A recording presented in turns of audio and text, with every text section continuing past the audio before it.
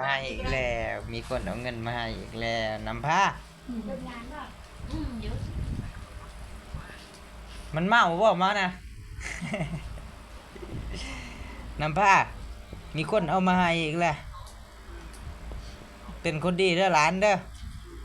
นำเงินมาให้พ่อเด้อลุงกับบ่มีหยังหลายดอกพุ่นแหละลุงมีมื้อใดเดี๋ยวลุงสิมาสะใภ้อีกรอบหนึง อันนี้เอาซ้ำนี่ไปก่อนยินบ่พี่ไอ้ร้านหน่อย ป้าว่าบ่เป็นนะลูกเด้อ โอ้ยได้ลูกจะก้นแล้ววะ พวกแกนี่ก็บ่เป็น 3 คนว่าบ่เป็น เอาบอกก็ ให้ใหญ่ไว้ ไงให้อยู่ดีมีแฮงสิสอนเอาบ่ก็ให้สิ่งดีๆล่มไอ้ลังมาเท่มาสิ่งที่ได้บ่ดีก็ให้ไหลไปตามน้ำตามในตามลม พ่อรักแม่เนาะ เฮ็ดจังได๋จ้ะเด็กหน่อยอย่าได้คำอันนี้เป็นคำพ่อแม่สอนเด้อพี่น้องเด้อ เป็นคือบ้านเจ้าเด้อ นี่เอื้อยเขาว่าบ่เป็นจักเอื้อยจักน้องแล้วอายุกระปูเลยน่าสิหลายก็คอยสู้ เขาเป็นเรื่อยเจ้า โอ้ยน่าจะเป็นน้องเราอยู่นี่หลานน้อยก่อยนี่กำลังนอนครับนอนหลับเงินหมื่นนอนหลับเงินแสนนี่พี่น้องเบิ่งพี่น้องเอ้ย ลูกคอย แขนน้อยๆจำเปลือกหอยเปลือกหอยยังวะ เพื่อสิใหญ่เนาะ เปลือกสิใหญ่มันบ่แม่นง่ายๆพี่น้องเอ้ยกว่าสิเลี้ยงลูกแต่ละคนเกิดมากอะ พี่ถ้าพ่อหอยนี่แหละ ซัวซ้ำบางคนก็ได้บางคนดีก็ดีไปเนาะ นักเนาะ อ่ะ มันยืนเด้อลูกเด้อ เด้อนำผ้า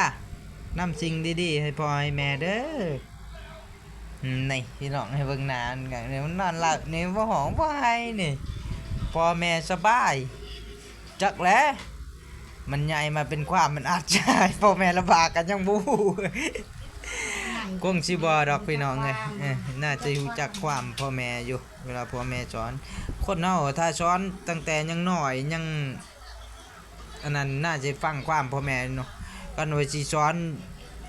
เล่าตอนใหญ่นี่อาจจะบ่ได้พี่น้องเพราะว่าเขาเคยพ่อหมู่พ่อครูเลยเนาะอาจจะนำผ้าไปนำหมู่นำครูหมู่เว้าหยังกับฟังหมู่ฟังครูเนาะถ้าฟังพ่อแม่ก็ถึงว่าบุญพ่อแม่ก็ดีเด็กหน่อยก็สิได้มีบุญเนาะเฮ็ดความดีให้พ่อให้แม่ก็คือว่าอะไรพี่น้องน้องชายคนหนึ่งเนาะ ก็สิบ่เอ่ยชื่อเด้อตอนนี้ก็มันก็ยังบ่ฟังความไปก็ดีแต่มันได้มากรุงเทพเนาะก็ยังพ่อแม่ก็ยังดีใจในนึงกับบูนไหว้น้ำเพิ่นเนาะมันมาหาเงินส่วนตัวมันถึงสิบ่มีเงินให้พ่อแม่ก็ให้มันดูแลตัวเองก็แล้วกันเนาะบ่ต้องขอเงินเอื้อยเงินน้อง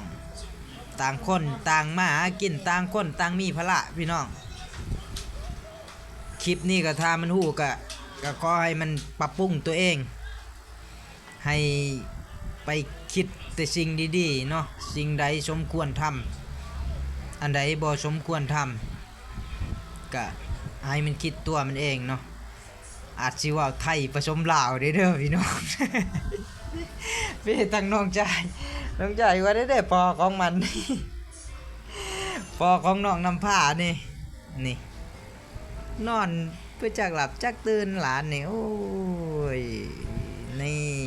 เด้มันติงพี่น้องคลิปนี้ก็บ่มีหยังหลายเนาะมื้อนี้ก็มา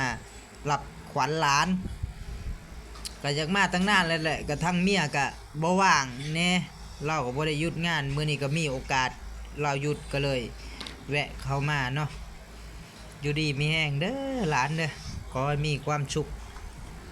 ตลอดไปขอให้ทำความดีให้พ่อแม่สิ่งใดที่พ่อแม่ต้องการก็ขอให้หลานนำผ้ามาเนาะคลิปนี้ก็บ่มีหยังหลายพี่น้องไปละบ๊ายบาย